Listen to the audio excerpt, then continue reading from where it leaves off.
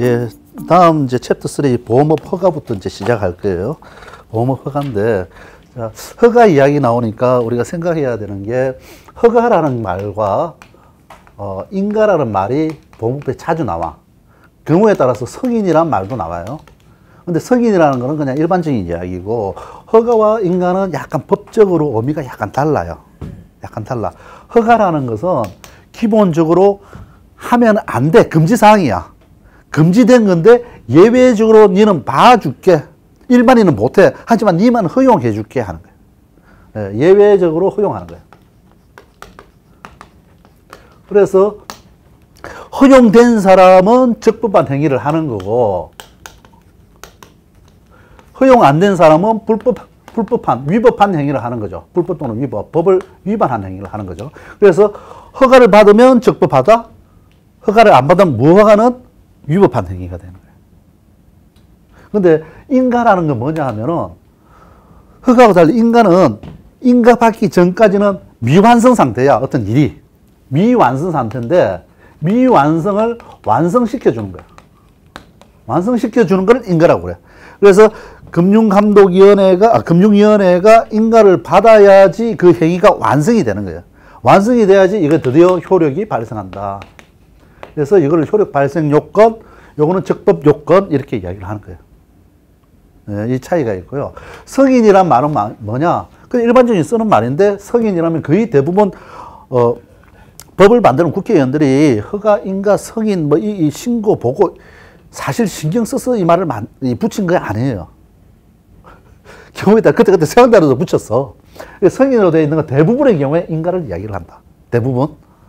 그런데 문제는 시험이 이게 허가인데 진짜 법적으로 허가의 의미냐, 인가인데 법적으로 인가의 의미냐, 그거를 안 따지고 그냥 붙여놨는데 시험은 법에 뭐라고 되어 있냐 이걸 물어보는 거야. 법대로 외워줘야 돼요. 이게 보험법의 법이야. 법대로 해야 돼요. 그래서 보험업 허가는 허가다. 인가가 아니고 허가다. 허가는 적법 요건이다. 허가 안 받으면 위법하다. 허가 안 받았으면 어떻게 되느냐? 보험업 허가 안 받고 보험업을 했다. 보험같이 보험료 받고 막 했다. 그러면 5년 이하의 징역 5천만 원 이하의 벌금. 나중에 벌칙편에서 딱 한꺼번에 정리할 거예요. 예, 그렇게 된다. 그 다음에 또 하나 요새, 어떤 분이 이 부분에 대해서 보험업 허가와 관련돼서 이런 말을 써요. 기속 재량 행위다.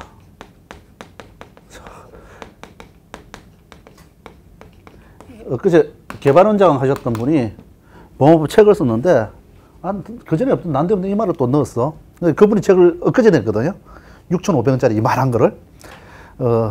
저도 아는 분인데, 옛날에 재무부에 금융정책실에 있다가 금융위원회 일하다가 말년에 이제 보험개발원 원장하다가 지금 광장에서 고문 변호사는 아니에요. 그러니까 장문 역을 하고 계셔요. 나이 많은데, 이분이 자기가 평생 보험 일을 했으니까 책을 하나 만들었어. 책 안에 보면 이 허가와 관련해서 이 말이 있는 거예요. 이 말이 뭐냐면은, 자, 재량은 행위다. 그러니까 금융위가 허가를 해주잖아요. 허가하고 안 하는 건 금융위의 재량 행위예요. 재량 행위인데, 기속 재량 행위가 있고, 이 재량 행위에는 기속 재량 행위가 있고, 자유 재량 행위가 있는 거야. 자유로운 것은 자유롭게 금융위가 판단해가지고 허가해 줄 수도 있고, 안 해줄 수도 있고, 이게 자유고, 기속은 뭐냐면, 법적 조문에 따라서 이 법에 맞냐 안 맞냐를 확인한 다음에 그 범위 안에서 법적인 걸 확인하는 그 범위 안에서만 재량권이 허용되어 있다는 거죠. 그래서 법 규정, 엄격한 법 규정에 규율돼가지고 기속을 받으면서 자율적으로 판단한다. 그래서 보험업 허가는 기속 재량 행위에 속한다 하는 말이 그 사람이 쓴 책에 엊그제 보니까 있더라고. 근데 그 양반이 좀 유명한 사람이다 보니까 그 사람이 이번에 책을 냈으니까 출제위원도 한번 볼 거 아니에요. 그래서 이 말이 시험에 나올 수도 있다 이 이야기야. 그래서 보험업 허가는 뭐다? 기속 재량 행위다. 자유 재량 행위가 아니다. 이것도 참고로 기억해 놓으세요. 누가 옛날에 보험 쪽에 한자리 했던 사람이 보험법 관련된 두툼한 책 하나 내면 안 읽어볼 수가 없어. 왜냐면 출제위원은 읽어볼 거 아니야. 강의하는 사람이 안 읽어보면 안 되잖아. 자, 그 다음에 허가를 받을 수 있는 사람 이래놓고 세 가지를 두고 있어요. 허가를 받을 수 있는 사람은 주식회사, 상호회사, 그 다음에 외국보험회사. 자, 외국보험회사는 보험회사가 아니다 그랬어요. 하지만 허가 신청은 할 수 있어. 그래서 허가를 받으면은 보험회사가 되는 거야. 그래서 외국 보험회사는 주로 국내에 진출할 때 자기가 본점이 와서 진출하는 게 아니죠. 국내에 지점을 하나 만들 거 아니야. 지점을 만들면서 이 외국 보험회사에 국내에 신청하고 이 지점이 외국 보험회사의 국내 지점이 되는 거죠. 하지만 외국 보험회사 국내 지점은 허가를 받았잖아. 국내에서 허가를 받았기 때문에 외국 보험회사 국내 지점은 보험회사 이다 아니다? 이다. 라이나 금융 서비스 있죠? 라이나 꽤 커요. 지금 잘 나가. 근데 내가 감독원 다닐 때 90년대 초반에 그 외국 회사의 국내 지점이었어.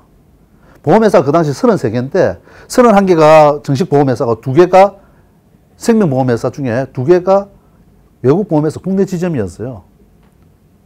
그게 라이나하고 알리코야. 라이나 생명은 그대로 이름 그대로 남아있어. 라이나. 시그나 그룹이 인수를 했지만 라이나 생명. 그런데 그 회사가 국내 지점에서 출발했지만 이제는 정식으로 분할을 해가지고 별도의 법인을 만든 거야. 국내 지점은 하나의 법인이 아니에요. 외국 회사의 하나의 지점이 그냥 국내에 진출해 있는 거야. 그건 지점일 뿐이야. 하지만 우리나라에서는 그걸 보험회사로 인정을 해주는 거야, 그냥. 근데 라이나 생명이 우리나라에 진출할 때 국내 지점으로 왔다가 회사가 커지면서 별도 법인을 따로 분리해가지고 만든 거야. 그러면은 그거는 그냥 보험회사가 된 거예요. 알리코라는 생명도 마찬가지예요. 알리코 생명은 지금 없죠. 하지만 그게 주인이 막 바뀌면서 지금 에이스 생명으로 바뀌어 있어. 그것도 국내 법인으로 된 거예요. 처음에는 지점으로 출발해가지고 막 있다가 좀 커지면서 법인으로 바꾸는 거예요. 이해되죠? 예. 그래서 일단 외국 보험회사는 보험회사 아닌데 외국 보험회사가 국내에 진출해가지고 허가를 받고 국내 지점을 만들면 국내 지점은 보험회사다. 예. 자, 보험의 허가는 아까 이야기한 보험 종목별로 각각 받아야 돼 있어요. 각각 받아라. 그러면 생명보험 받아야 되고 연금보험 따로 받아야 되는 거죠. 한 번 받을 때 한꺼번에 다 요청할 수도 있죠. 하여튼 각각이 다 받아야 돼. 다 받아야 돼.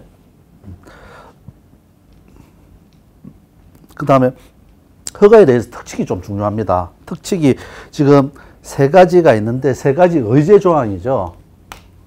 첫 번째 의제 조항은 자, 보험 종목별로 허가를 받으면은 이 종목별 허가는 그 허가받은 종목에 뭐도? 재보험도 허가받은 걸로 본다. 이 말이 뭐냐 하면은 누군가 생명보험을 팔 수 있도록 생명보험 허가를 받았어. 생명보험 허가받은 보험회사는 뭘 할 수 있다? 이 생명보험의 재보험도 받을 수 있는 거야. 내가 생명보험 허가를 받았어, A. 근데 A라는 회사가 생명보험 허가를 받고 B라는 회사의 생명보험을 내가 재보험을 받아주는 거야. 이해되죠? 예. 그래서 재보험도 허가받은 걸로 본다는 게 첫 번째. 그런데 허가 안 받은 재보험은 못하는 거죠. 내가 생명보험 받아놓고 연금보험 재보험 받을 수 있다 없다? 못한다. 예. 그런데 받은 걸로 본다라고 되어 있어요? 추정한다고 되어 있어요? 예, 본다가 중요합니다. 보험업법은 시험 문제가 쫀쫀하게 나온다고 그랬죠. 예, 본다와 추정한다는 다른 거죠. 추정이라는 것은 추정을 했다가 다른 증거가 있으면 그건 다 깨지는 거야. 추정한 거가 잘못됐다 이렇게 나올 수 있어. 하지만 본다 이랬으면 보는 걸로 끝나는 거야. 잘못된 게 있어도 무조건 그렇게 가는 거야. 무조건 그걸로 가는 거야. 그러니까 재보험은 허가 받은 거야. 허가 받은 걸로 본다 이러면 허가 받은 거하고 똑같아. 이해되죠? 허가 받은 걸로 추정한다 이러면은 그렇게 돼 있으면은 그거예요. 금융위가 내가 허가 안 했는데 라고 말하는 순간 허가 안 받은 게 돼. 추정한다라고 돼 있으면. 추정과 본다는 완전히 다른 이야기예요. 이 본다를 어려운 말로 뭐 한다? 의제라고 그래. 그죠? 또는 간주 이런 표현도 써요. 추정이라는 것은 다른 증거에 의해서 반증에 의해서 깨지는 거고 본다는 절대 안 깨져. 그걸로 그 본 순간 그거하고 똑같아. 허가 받은 것으로 본다? 그건 사실상 허가 받은 거다 이 이야기예요.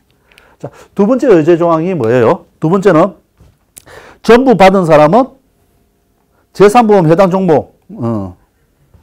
자, 생명보험 전부. 그 다음에 손해보험 전부를 허가받은 사람은 제3보험 해당하는 제3보험은 뭡니까? 상해, 질병, 간병이잖아. 그러니까 이거는 생명보험도 비슷하고 손해보험도 비슷하고 중간에 회색지대잖아. 중간에 아리까리하이 요거 같기도 하고 저거 같기도 하고 요 가운데 영역. 자, 요거를 다 허가받은 사람 요것도 해라. 요거 허가 다 받은 사람 요것도 해라. 하지만 손해보험은 가로 엮고 하나가 말이 들어가 있어요. 전부를 허가받아야 되는데 뭐는 제외된다? 보증보험하고 재보험은 제외했어. 왜? 보증보험, 재보험은 전업사가 하는 거니까. 일반 보험회사가 하는 게 아니니까. 예. 그래서 그거는 예외로 빼줬다는 거죠. 보증보험, 재보험은 제외되어 있다. 예. 이 전업사가 하는 거기 때문에 그렇다. 세 번째 의제조항은 뭐죠?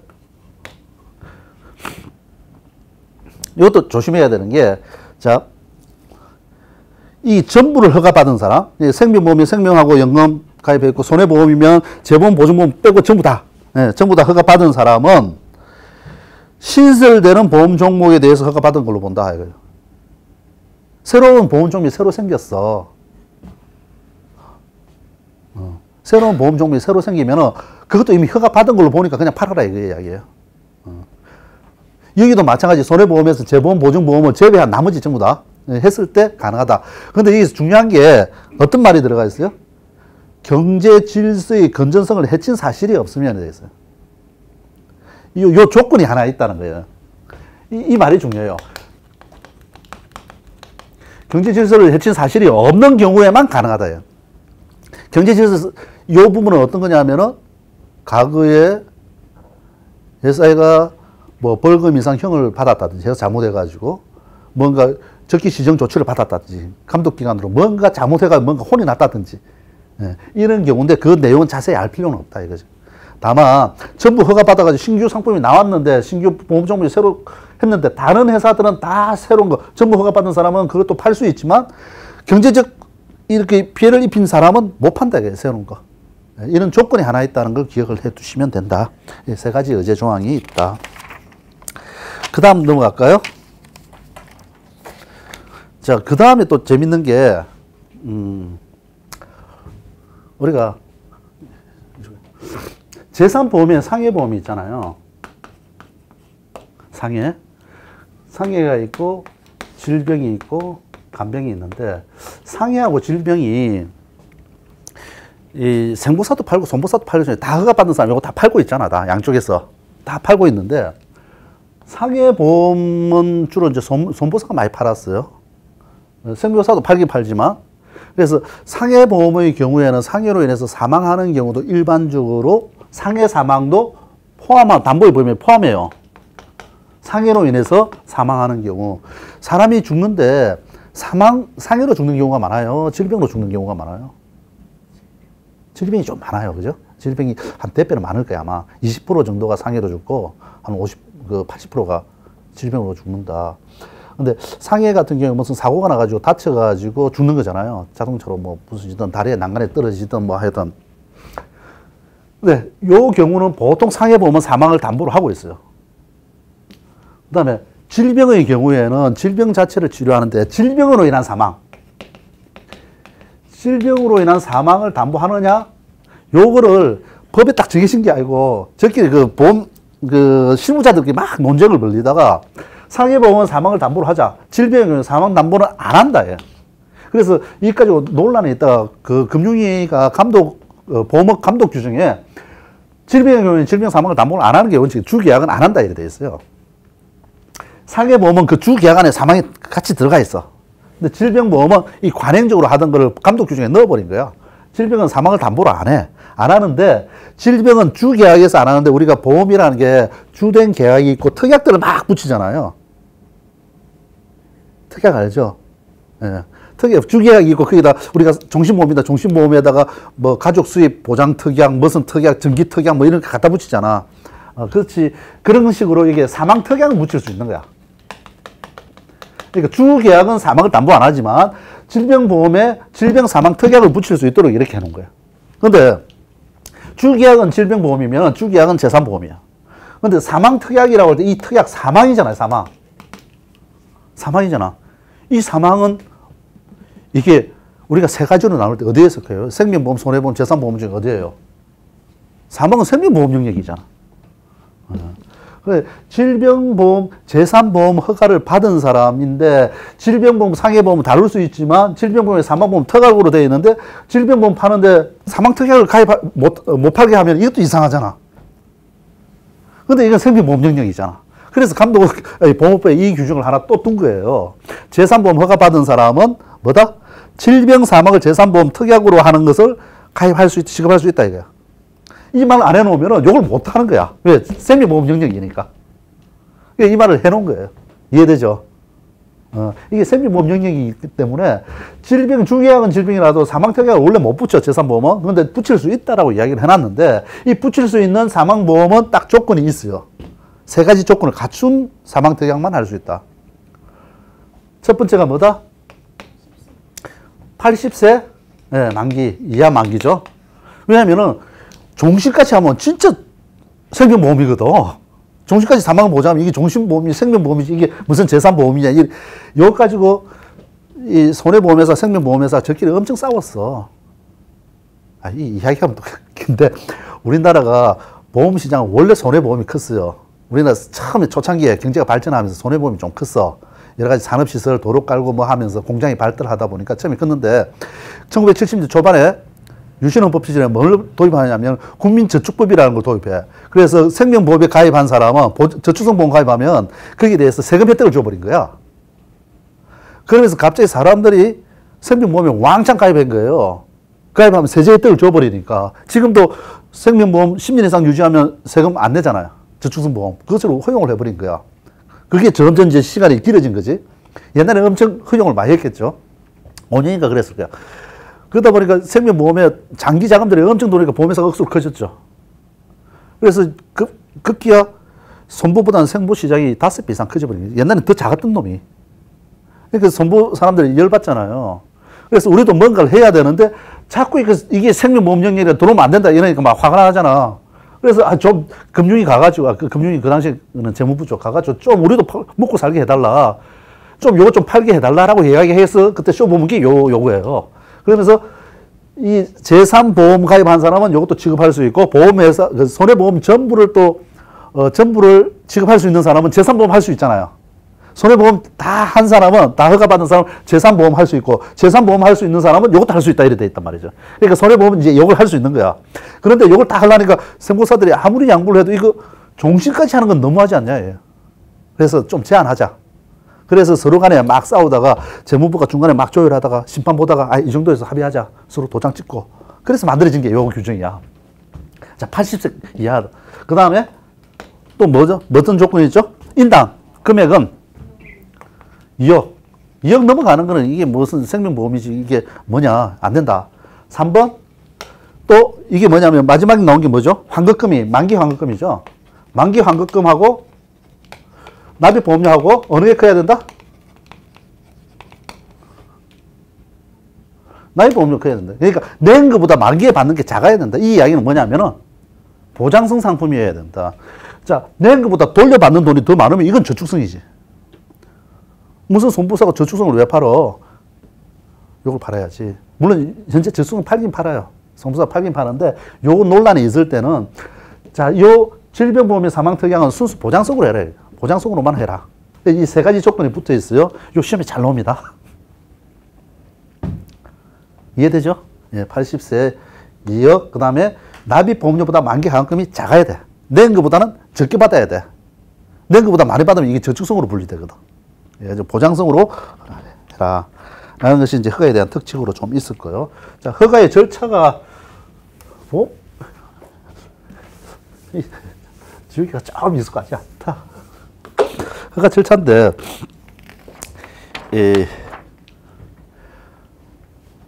보험 허가 받을 때 그냥 보험 허가로 바로 신청해도 돼요. 보험회사 만들어가지고, 내 보험업 하니까, 금융에 내 하니까 허가해 주세요. 허가 신청 바로 할 수도 있어. 근데 허가 신청을 했다가 허가 못 받으면 어떻게 돼요? 그래서 망하는 거죠. 전산 설비하고 사람 다 모아놨는데 허가해 주세요. 안 해줘. 이래버리면 끝나잖아. 그래서 예비 허가라는 제도를 둬요. 우리가 실제 뭐 기속 재량 행위라고 하지만 실질적으로 금융위가 허가를 잘 안 내죠. 왜 안 내주느냐면은 이 경제적 수요 심사라는 걸 해요. 경제적으로 우리 국민들이 그 보험에 대한 니즈가 있느냐를 확인한 다음에 보험회사의 공급자가 너무 많으면 시장이 엉망이 될 거 아니에요. 수요와 공급을 맞춰가지고 거기 맞춰서 허락을 해주는 거야. 그게 경제적 수요 심사예요. 그래서 옛날에 33개가 너무 많은 거예요. 그래서 좀 줄였어. 지금 생보사가 24개인데 더 허락은 잘 안 해줘. 허락 안 하 대신에 뭐 하냐면은 네가 보험업 하고 싶어? 저 회사 가서 사, 그냥. 저 회사 팔라고 내놨어. 지금 팔으려고 내놓은 보험회사 많아요. KDB도 내놓고, ING도 그제 팔렸고, 지금 회사가 이제 자기 이미지 때문에 시시하지만 보험업 그만하고 싶은 사람, 보험회사들이 되게 많아. 왜냐하면 IFRS 도입되면은 회계적으로 굉장히 부담스러워요. 회계적으로 부담스러우면 주주들은 계속 돈을 넣어야 돼. 지급 이력 규정이 있어가지고 보험금 지급을 보장하기 위해서 자본금을 계속 증자를 해줘야 돼. 그래서 보험회사 일부 팔라고 하는 사람들이 많아. 그래서 그런 상황에서 금융위가 쉽게 보험법 허가를 해줄까? 안 해줘요. 실질적으로 그냥 허가 안 해주고 허가 된 데 가서 살아 그냥 이렇게 이야기를 하지. 여하튼 그래서 허가를 잘 안 해주는데 일단 법적으로 허가를 받으려면은 기본적으로 허가를 바로 본 허가를 바로 들어가도 되지만은 실질적으로는 예비 허가를 일반적으로 먼저 신청해요. 예비 허가를 먼저 진행해. 왜냐하면 내가 이런 거를 하면은 보험을 하고 싶은데 미리 이렇게 계획 가지고 이렇게 하려니까 네가 허가해 줄래? 라고 먼저 물어보는 거예요. 먼저 타진을 해보는 거야. 그럼 금융위가 딱 보고 난 다음에 좋아, 너 사업계획 보니까 그런 대로 괜찮은데 문제는 네가 요런 조건을 충족을 해. 그러면 허가해 줄게 라고 조건을 내릴 거예요. 이해되죠? 허가를 신청하면은 허가 신청이죠. 신청하면은 심사를 하고 예비 허가에 대해서 조건을 부여하죠. 조건을 부여하면서 허가를 해주는 거야.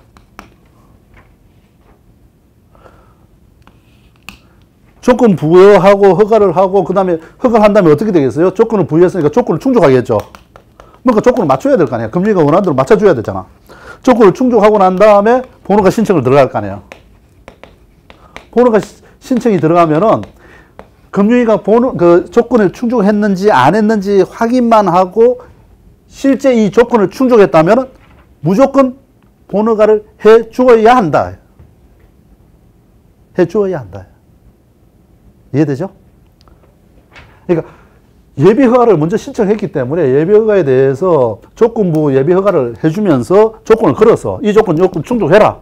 근데 조건 충족을 했어. 그러면서 번호가 신청을 했어. 조건 충족했다. 확인한 다음에 조건 예비허가 때 내가 조건 걸었는데 그대로 했어. 그러면 번호가 해주는 거야 그냥. 이래놓고 예비허가에서 조건 걸었는데 조건 다 충족했는데 안 해주면 번호가 안 해주면 그건 금융위가 반칙이죠. 신뢰 무너지잖아. 그래서 무조건 해주라 이렇게 돼 있대요. 법에. 자, 여기서 밑에 보면은 그게 있죠. 예비허가 조건을 이행한 후 보험료가 신청한 데는 금융위는 이를 무조건 해줘야 된다. 하지만 예비허가는 반드시 해야 될 사항은 아니다. 하지만 안 하면은 허가 받는 사람이 자기가 피해를 볼 수 있어. 그냥 보험료가 바로 신청하려면 회사 만들고 신청해야 되는데 이때는 보험회사 만들려면 인적 물적 시설 다 갖추고 들어가야 되거든. 그러면 허가를 못 받으면 난리 나잖아. 그래서 예비허가를 먼저 응수타진을 먼저 해보는 거야. 그럼 요런 거 갖추면 해줄게. 그럼 그거 갖추고 들어가면 끝나는 거야. 근데 여기서 기간이 있죠. 자, 심사를 해가지고 예비허가를 해주는데 조건 부여하는데 여기는 없지만 이 사이에 2개월이에요. 심사하고 예비허가 사이에 2개월. 그 다음에 여기 번호가 신청하고 예비허가 신청하고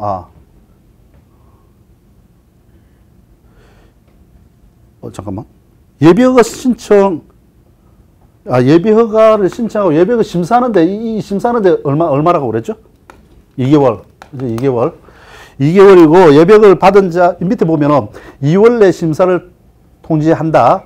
그 다음에 어떠한 사유가 있을 때 한 차례 범위 내에서 3월 범위 내에서 통지기간 연장할 수 있다 이래 되죠. 이게 이 기간이 시험에 가끔 나와. 문제가 좀 쫀쫀합니다. 그래서 예비허가 신청하면은 2개월 내에 심사를 해가지고 한 차례 자기가 필요하면 연장할 수 있는 거야. 조사한다고 연장할 수 있고 3월 내에 연장할 수 있고 한다.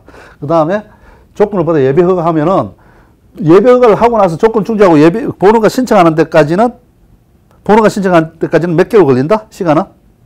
6개월이죠. 예, 번호가 신청까지 여기서 여기까지 오는데 6개월 걸린다. 예비허가를 해주고 번호가 충족하고 번호가 들어온 예비허가 받고 번호가 들어올 때까지 6개월 시간을 주는 거야. 그 다음에 연장하고 싶으면 금융위에 뭘 받아라? 승인을 받아라.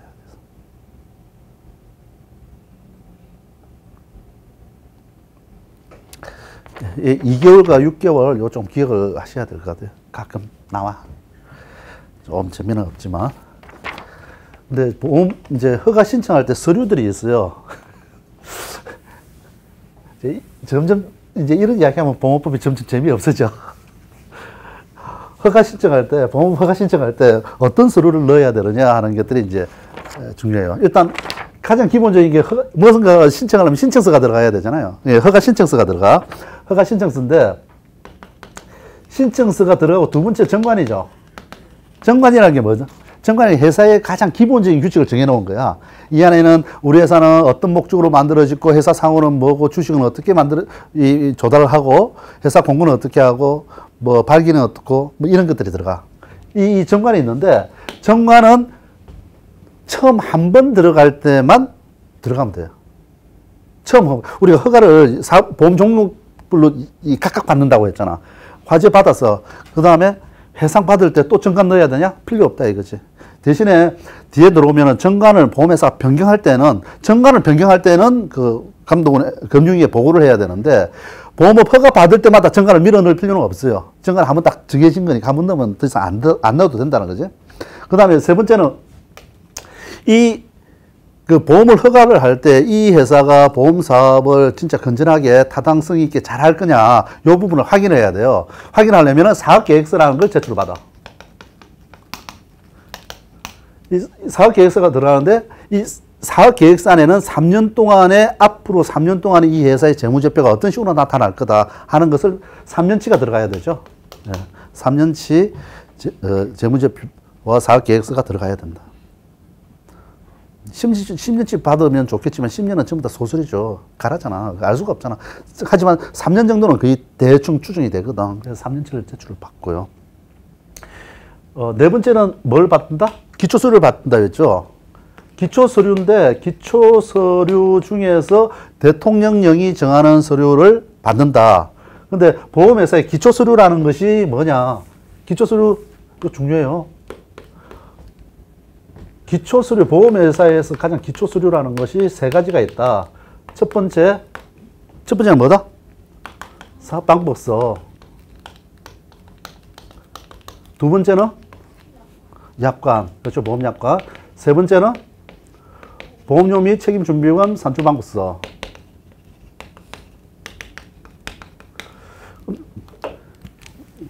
이게 어떤 거냐면은 이게 보험 종목별로 만들어지는 거야. 내가 화재보험을 이번에 팔기로 했어. 그럼 화재보험의 사업방법서는 뭐냐면은 나는 이번에 화재보험을 만들면서 우리 회사의 화재보험은 어떤 지역을 대상으로 팔 거며, 그 다음에 그 상품은 납입기간은 몇 년짜리를 만들 거다.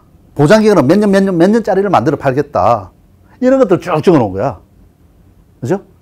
이 화재보험 상품을 팔 때 이 사업을 함에 있어서 어떤 조건으로 하겠다, 어떤 제약 하에 하겠다라고 적어 놓은 거고, 보험약관이라는 거는 우리가 계약법 시간에 많이 다루는데 주로 보상, 이런 경우에 돈 줍니다. 보상하는 손해. 이런 경우에 안 줍니다. 면책 사유. 이런 경우에 해지합니다. 그리고 계약자는 이런 의무가 있습니다. 고지 의무, 통지 의무 있습니다. 이렇게 쭉 적어 놓은 거. 이게 약관이죠. 그 다음에 보험료 및 책임주민 산출방법서라는 거는 이 상품에, 이 보험 종목에 대해서 보험료는 이런 식으로 계산되어 있습니다. 라고 우리가 보험금을 지급하기 위해서 준비금을 쌓는데, 내부적으로 준비금을 쌓는데, 이런 식으로 계산해가지고 준비금을 쌓아두고 있습니다. 그래서 보험사고 났을 때 우리는 이 준비금에서 보험금을 빼가 줄 겁니다. 이걸 계산해 놓은 거야. 이게 보험 종목, 보험 상품을 위한 가장 기본적인 서류라고 하기 때문에 기초서류라고 하는데, 사업 허가를 받을 때 기초서류 중에서 대통령이 정하는 걸 내라 이랬는데, 내는 건 이 중에서 뭐다? 대통령으로 뭐만 정해놨다? 사업방법서만 정해놨어요. 약관하고 보험료 책임준비금 산출방법서는 실제 구체적인 상품이 만들어질 때 그때 확인하겠다 이거예요. 사업방법서가 들어가 있다. 다섯 번째, 기타죠. 기타인데, 이 기타 이야기는, 조금 이따가 그 허가 요건을 이야기를 하면서 같이 봐야 돼요. 보험법을 허가할 때 허가 요건. 허가 조건이 있는데, 이게 세 가지로 나눠져 있어. 이 주식회사하고, 주식회사나 상호회사인 경우. 그 다음에 외국사 국내 지점의 경우. 외국사 국내 지점, 줄여서 외국 지점이라고 적을게요. 그 다음에 주식의 상호회사가 이미 허가받은 데가 새로 추가로 할 때, 신규로 추가할 때, 요건이 다 다른 거예요. 비슷비슷한데 좀 달라. 자, 제일 중요한 게 요거죠. 요거를 잘 기억해야 되는데, 첫 번째, 금융위가 보험업을 허가할 때, 첫 번째 뭐가 필요하다? 자본금 기금을 제대로 냈느냐.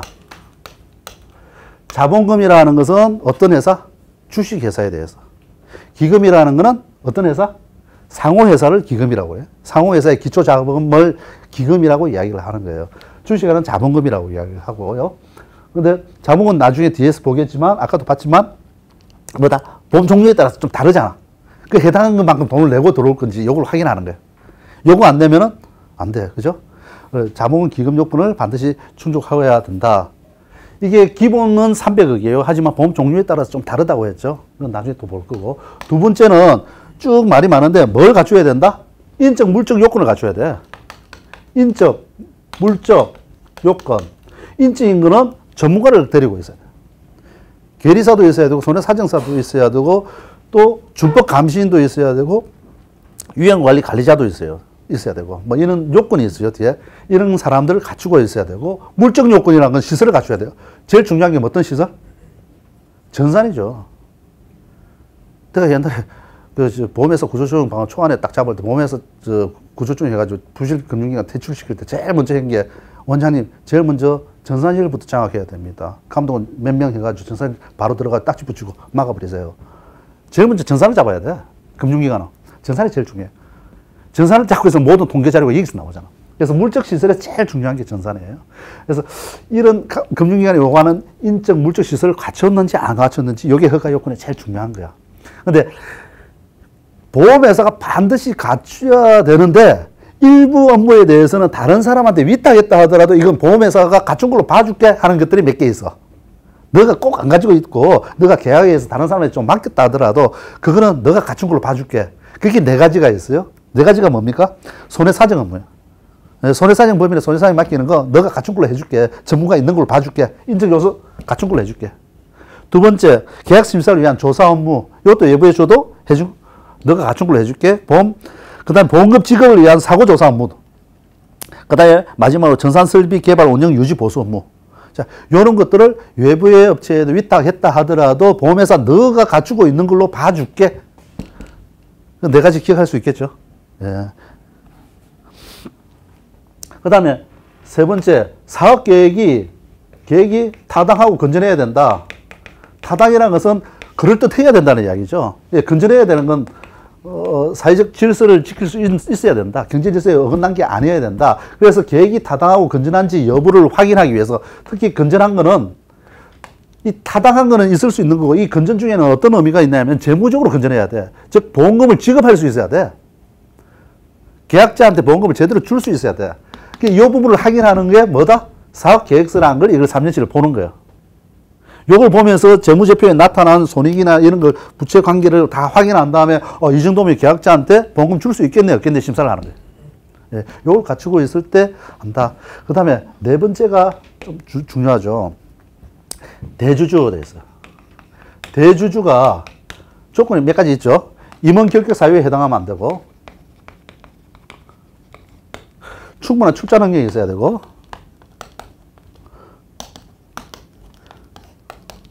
경제적 질서, 요거는 그냥 그렇다 치고 경제적 질서, 제한 사실이 없어야 된다. 나쁜 짓 했으면 안 된다 이 이야기니까 넘어가고. 자, 임원 결격 사유에 해당하면 안 된다 이렇게 되어 있어요.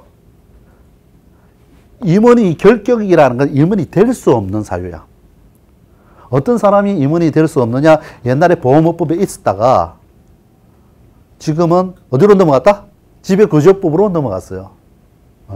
근데 거기에 해당한 사람이 대주주로 있으면 안 된다. 첫 번째 이제 요거 좀 이따 보기로 하고, 두 번째는 충분한 출자 능력이 있어야 된다. 왜 이미 자본금 넣었는데 왜 자본금 이미 300억 들었다 하더라도 이게 계약이 막 많아지면 계약자들한테 갚아야 줘야 될 보험금 규모도 더 커질 거 아니에요. 커진 만큼 네가 회사의 재무 상태가 좀 안 좋아졌을 때 네가 돈을 자본금을 더 꼽아 넣을 수 있을 정도의 능력이 있어야 된다. 그래야 계약자를 충분히 보호할 수 있다는 거예요. 그래서 사실 이 출자분이 상당히 문제죠. 어느 그러니까 자본금 300원 말고 더 돈을 넣을 수 있을 때만 보험업 허가해 주겠다. 그 정도 자본력이 없으면은 들어봐야 계약자한테 피해만 줄 거다, 이야기. 근데 이게 좀 재밌는 게 이 대주주라 돼 있지 최대주주가 아니잖아요. 대주주라고 돼 있어. 그리고 가요를 열고 뭐라고 돼 있냐면 최대주주의 특수관계인 주주도 포함한다 돼 있어요. 이게 의미가 좀 중요해. 나중에 자산운용편에서 내가 한 번 더 이야기하겠지만 대주주라는 건 주주 중에서 주식을 많이 가진 사람 대주주라고 할 거 아니에요. 그죠? 근데 이 대주주라는 사람이 어떤 사람이냐면 첫 번째, 최대주주다. 제일 많이 가진 사람. 삼성생명이면 최대주주가 누구예요?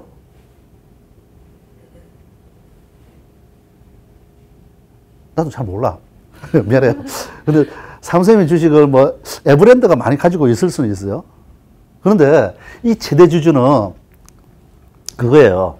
최대주주라는 거 한 사람이 있는데 이 주주가 자기의 배우자 6촌 이상 친인척 그리고 자기가 투자한 회사의 지분을 30% 이상 가진 사람들 그 기업에 또 30% 이상 가진 사람들 그러니까 이게 기업이 막 문어발식 확장하다 보면 많잖아요. 그러니까 이 갑이라는 사람이 자기 뭐 을, 병, 정 뭐 이렇게 친인척이 있을 거고 갑이라는 사람이 A라는 회사를 가지고 있어. 근데 갑 A, B 합쳐가지고 B라는 회사에 또 투자를 했어. A, B가 합쳐가 C에 또 투자를 했어. 이 사람들 또 묶어갖고 D에 투자를. 삼성이 이런 식으로 확장했잖아요.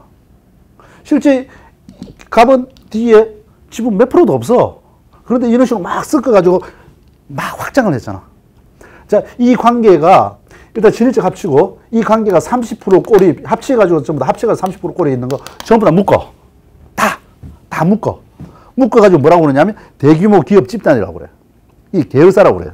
기업 집단. 기업 집단을 묶었을 때 제일 큰 놈. 그게 대빵. 이게 최대 주주야.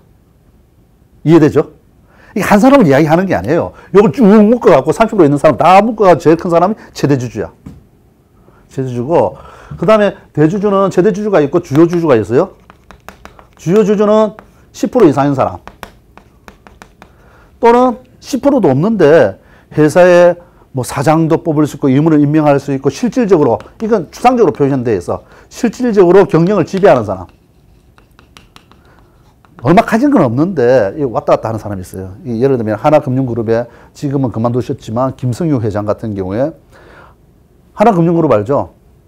저 하나 근무했는데 하나금융그룹에 지금은 JT 김정태 회장이고 그 앞에 김성유 회장이라고 왕 회장이라고 우리가 표현하는데 그분은 지금 뭐 하고 있냐면 하나고등학교에서 잡족하고 있어요. 은퇴하셔가지고 하나고등학교 만들었잖아요. 자기가 은퇴하면서 저 위에 하나고등학교 만들어 놓고 그 안에 이제 돌 줍고 있고 뭐 운동장 고르고 있어요. 나이 드셔가지고 그 하는데 실질적으로 영향력이 있어. 아직도 왕이야. 그래서 이 추상적인 문구지만 이런 사람도 주요 주주로 포함되는 거예요. 그래서 대주주라면 최대주주와 주요 주주인데 원래 최대주주라면 최대주주 한 사람이 이를 묶어서 봤을 때 제일 많은 한 사람 그 사람 본인을 최대주주라고 하는데 지금 이 허가에서 대주주 해놓고 최대주 해놓고 가로에 뭐라고 적었냐면은 최대주주의 특수관계인인 주주도 포함한다 이렇게 돼 있어요.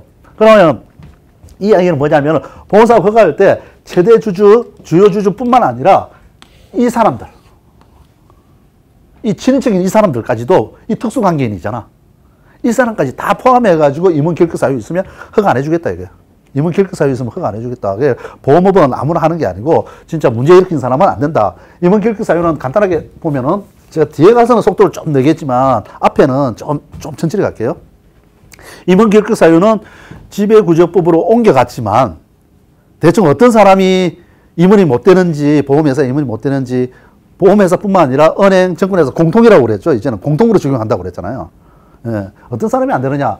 첫 번째, 미성년자. 미성년자는 임원 안 돼요.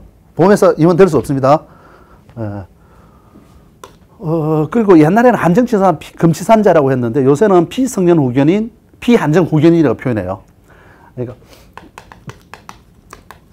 요거는 그냥 참고로만 보셔도 돼요. 그냥 피한정 후견인. 이걸 적을 필요는 없는데. 달리.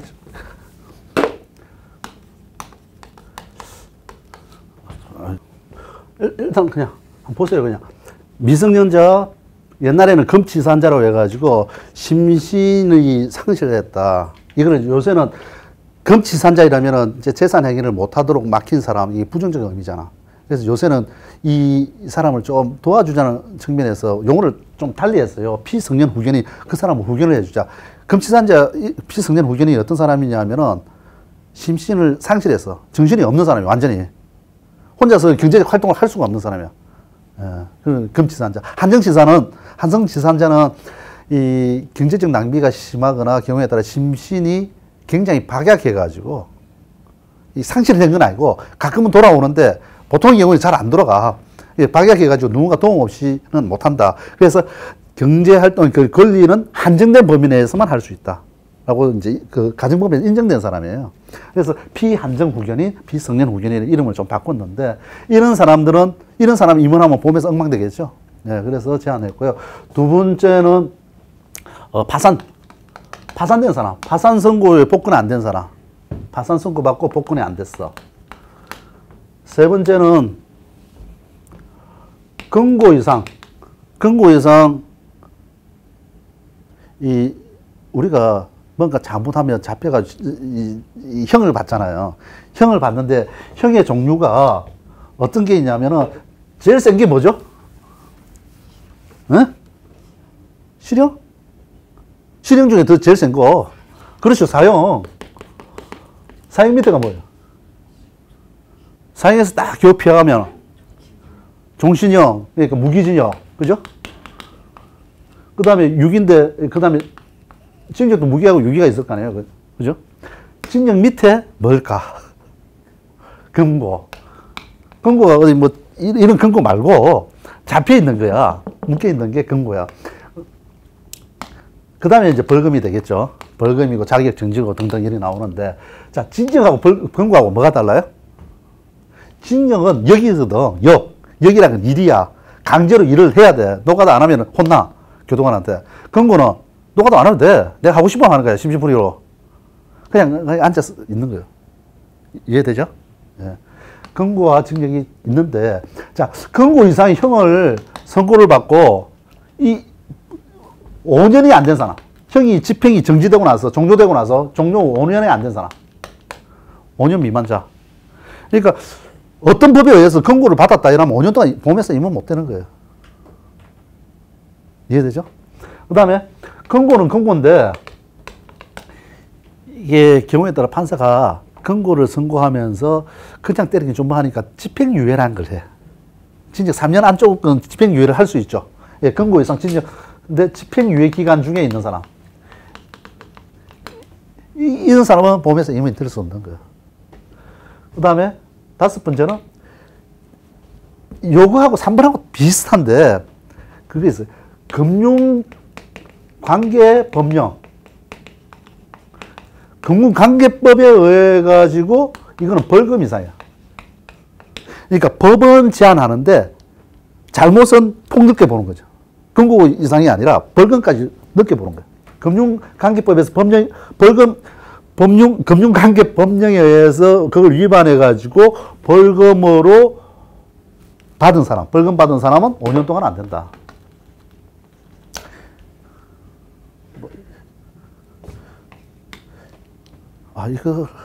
이건 그냥 참고로 하는 건데 또 적으니까 부담스럽네. 왜냐면은 요 내용을 대충 감을 잡아 놓으면은 나중에 어떻게 나오냐면은 우리가 임원 결격 사유는 보험법에 없어지면서 지배구조법으로 넘어갔는데 보험회사 임원 말고 다른 사람들이 있어. 설계사, 대리점, 중개사가 될 수 없는 사람. 요거하고 약간 비슷해. 요거보다 약간 약화되어 있는 거야. 그 다음에 보험 대리점의 임원에 대해서 결격 사유가 보험법에 남아있어. 그러니까 보험회사 임원 빼고는 나머지 사람들은 이 결격 사유들이 쭉 남아있는데 그 토대가 요거를 기본으로 해서 살짝 낮춰준 거거든. 그래서 요거를 알면 그게 같이 연결돼야 공부가 좋으니까 이제 이야기를 하는 건데 그걸 막 적으니까 나도 부담스럽네. 다음에 적어 드릴까요? 정리해가지고 드릴게요, 나중에.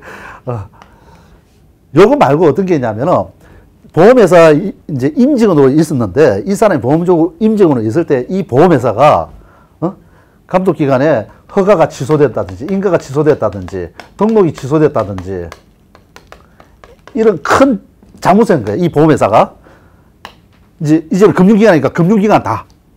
그러니까 보험회사뿐만 아니라 은행에서 근무할 때, 증권회사 근무할 때, 금융기관에 근무할 때 그 금융기관이 금융감독기관으로부터 허가, 인가, 등록이 취소되거나 아니면은 금융산업 구조 개선에 관한 법률이라고 있다고 그랬죠. 부실금융기관 정리하는 법. 거기 보면 적기 시정 조치라는 게 있다고 그래서 적기에 조치하는 게 있어. 시정 조치를 받거나.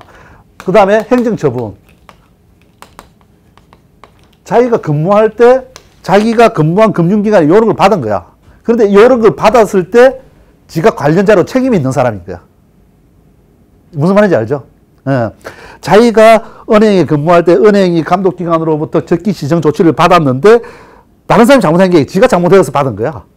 그럼 그 사람은 언마간 5년 동안 임원이 될 수 없는 거야. 그 다음에 이제 7비를 하면 또 재밌는 게 어떤 게 있냐면은 기타 감독기관을 제재로 받았는데 그 제재의 정도에 따라서 별도로 정한다 이렇게 돼 있는데 시행령에 따로 정한다 돼 있는데 예를 들면은 이게 우리가 징계를 할 때 진정은 이렇게 살고요. 그다음에 감독원이 감독이나 금융위가 이제 보험회사 임직원을 징계할 때 제일 위에 임원의 경우에는 제일 큰 게 뭐예요? 징계를 제일 큰 게 뭐는 자르는 거잖아. 자르는 거. 그래서 임원은 뭐라고 그런다? 임원 자르는 거 뭐라고 그래요? 해임이라고 그래요. 해임. 직원 자르는 걸 면직이라고 그래요. 그죠? 그 다음에 자르지는 않고 그냥 자르지는 않는데 일을 못하게 해. 네? 직위해제. 직위해제. 맞죠? 직위해제도 맞죠. 그런데 그 직위해제라는 표현은 일반적인 용어고 우리 규정에는 그렇게 안 되고 있고 직무정지라고 돼요. 임원은. 직위해제하고 비슷한 거죠. 그죠? 그 일을 못해. 임원으로서 일을 못한다는 거죠. 그 다음에 직원의 경우에는 직무정지라고 표현 안 하고 쉽게 잘라서 두 마디로 네? 정직. 그 일을 그만두라 해요. 이 밑에가 감봉. 여기는 감봉이라 안 쓰고 뭐라더라? 갑자기 기억이 안 나네. 이문은 뭐라든지 잘 모르겠다. 갑자기 기억이 안 나요. 하여튼. 감봉에 준하는 게 하나 있어. 그런데 해임이나 면직된 사람은, 잘린 사람은 몇 년 동안 임무 못 된다? 5년 동안. 정직된 사람은 4년. 감봉된 사람은 3년. 이동안 임무를 못 하는 거예요. 그제 아는 후배가, 친한 후배가 감독원에 잡혔는데 전화 왔죠. 나 어떻게 되겠냐. 딱 보니까, 야, 정직하면 감봉이다. 너 3, 4년 동안 임무 못 되겠다. 이랬더니, 괜찮아요. 저 임무 5년 있다 할 생각인데요. 뭐. 마음 편하게 생각해라. 나는 그랬죠. 3, 4년 동안 임무 못 되면 너 옷 벗고 딴 거 해야 될 거 준비해야 되는 거 아니냐. 개인적으로 걱정스럽잖아. 보험회사에 칼 먹은 사람, 그것도 감독원에서 혼난 사람을 나중에 임원시켜 주겠냐. 지금부터 한 3년 준비해가지고 네 독립할 거 좀 준비를 하는 게 어떻겠니? 이랬더니 저는 회사를 위해서 충성을 다해서 내가 회사를 위해서 하다 보니까 한 칼 먹은 건데 뭐 회사에서 인정해 줄 겁니다. 한 4년, 5년 참아보죠. 뭐 이러더라고. 그러냐. 회사가 그렇게 좋은가? 나는 그런 생각이 안 드는데 본인은 회사에 대해서 굉장히 충성을 하겠다는데 뭐 할 수 없잖아요. 열심히 해라고 그랬어. 하여튼 이런 것들이 이제 임원에 대한 결격 사유들이에요. 이런 사람이 임원이 될 수 없는데 보험업 허가를 받을 때 대주주들이 여기 해당하면 허가를 안 해준다는 이야기야. 그래서 이런 거 허가를 안 해준다. 그럼 허가 요건 다 지워버렸네. 여기 약간 남아있네. 저기 너무 지워버렸다. 자, 허가 요건이 이건데, 자, 주식회사, 상호회사는 1, 2, 3, 4, 네 가지죠. 자, 외국사 국내 지점, 외국사가 이제 허가를 받을 때 뭘 보느냐 하면은, 자, 외국사 국내 지점이죠. 국내 지점은 자본금, 이게 국내 지점이니까 자본금 기금이 아닌 거예요. 국내에 있는 돈을 자본금 기금이라고 하지 않고 뭐라고 그런다? 그렇죠. 책을 보면서 컨닝하면서 이야기해 주세요. 얘는 기금이라고 그래. 그지? 얘는 기금이라고 그래. 얘, 그건 돈이 얼마 안 돼. 이건 30억밖에 안 돼. 이건 300억 하지만 이건 30억. 왜? 지점이니까 작잖아. 라인을 알리고 처음에 우리나라 들어올 때 째미한 요만한 사무실에서 일을 했단 말이지. 그때는 지점이야. 한 30억만 가지고 하면 돼. 그 다음에 이 인적, 물적, 계획 타당한 거 요거는 그대로 가야 돼. 그죠? 요거는 일반 주식회사, 상호에서 외국사 구별할 거 없이 인적, 물적, 시설은 무조건 갖춰야 돼. 계획 타당하고 건전해야 돼. 해야 돼요. 그런데 자, 4번에 들어가고 대주주를 따졌는데 외국사의 경우에는 대주주가 주주들이 외국에 있을 거 아니에요. 그래서 외국사의 경우에는 좀 달라, 내용이. 살짝 달라. 네 번째가 뭐냐면은, 조건이 뭐냐면, 이 외국 보험회사가 국내에 진출했는데 외국 보험회사가 보험 사업을 안 하고 있으면 어떻게 돼? 이상한 거잖아. 그래서 그 외국 보험회사가 본국에서 이 보험업을 하고 있어야 돼. 그죠? 예, 그게 요건이잖아. 어디 갔어? 자, 국내에서 경영하는 보험업과 같은 보험업을 외국 법령에 따라서 경영하고 있어야 돼. 그죠? 본점이. 하고 있는 노예가 들어와야 돼. 그래서 요 본점이 하고 있어야 되기 때문에 다섯 번째 어떤 말이 들어가냐면은 이 외국 회사들이 들어오면 자산 상황하고 뭐 재무 건전성 여기 대주주 이거 출자 능력 따지듯이 자산 건전성 출자 능력 따져야 되겠죠. 자산 건전성하고 자산 상황하고 재무 건전성. 그 회사가 본점이 재무적으로 튼튼해야 돼. 그래야지 지점이 와가지고 잘못 운용했다 하더라도 돈을 잡아 넣어야 우리나라 국내 계약제를 보호할 수 있잖아요. 그래서 이게 출자 능력이 있어야 된다, 충분한 출자 능력이 있어야 된다 하고 요거하고 비슷해. 근데 여기 한마디가 더 들어가 있어. 뭐가 있어야 된다고? 영업 건전성이라는 게 있어야 돼. 왜? 이미 얘들은 외국에서 영업을 하고 있던 놈이 우리나라에 온 거야.